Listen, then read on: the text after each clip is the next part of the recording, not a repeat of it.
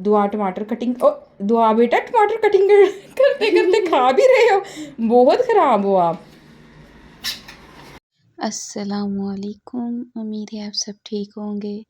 यहाँ पर मैं गूंद रही थी आटा, जैसा कि आपको नज़र आ रहा है। आटा दो तरह का है, एक है बाज़ारी और एक है घर का गंदम का। ये दोनों आटे मिक्स करके गूंदे ना तो बहुत ही अच्छा आटा गूंदा जाता है और रोटी बहुत अच्छी बनती है, मज़े की क्रिस्पी क्रिस्पी भी। आप भी ट्राई कीजिएगा। अच्छा, मैं आपको बताना चाह रही थी कि ना शॉर्टकट, अगर आपको और भी काम करने हैं, अपने आटा जल्दी गूंदना है ना, तो मैंने इस सारे आटे के अंदर ना ऐसे पानी डाल के इसे मिक्सा करके रख दिया था और मैं अपने बाकी छोटे मोटे काम करने लग गई थी। इस तरह मैंने मिक्स कर दिया और उसके बाद सिर्फ 1 से 2 दफ़ा मैंने इसको गूंदा है, ज़्यादा नहीं किया। आपके सामने ही है, 1 से 2 दफ़ा करने के बाद जी आटा आपका आराम से गूंज जाता है।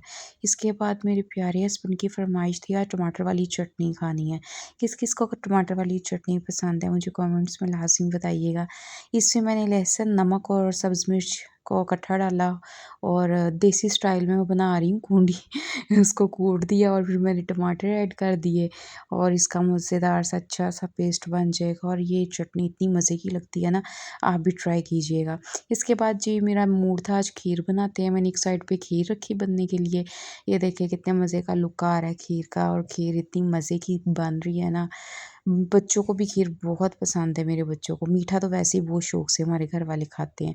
ये देखिए मज़े की खीर हमने फिर इंजॉय की, खाई और बहुत मज़ा आया। उसके बाद आज मैंने धोए थे कपड़े, वो मैं छत पे गई उतारने के लिए, तो इतने मज़े का मौसम था, इतनी ठंडी हवा चल रही थी। देखिए कितने मज़े का सीन है, ठंडी ठंडी हवा। अच्छा, आपको वीडियो अच्छी लगी हो तो लाइक कीजिएगा और चैनल को सब्सक्राइब कीजिएगा।